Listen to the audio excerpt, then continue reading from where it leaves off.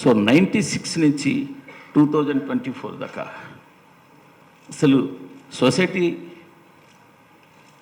Corruption పరంగా కావచ్చు, awareness పరంగా కావచ్చు, ఏమైనా చేంజ్ అయిందని మీకు అనిపిస్తుందా?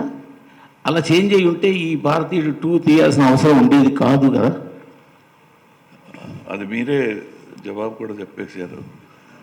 అంటే చేంజ్ అయ్యి ఉంటే ఈ పిక్చర్ తీసే అవసరం లేదు. The thing is it's an international thank you we'll have to say, because this film has become an international necessity now. And with the technology, instead of learning more, we are learning less about being honest.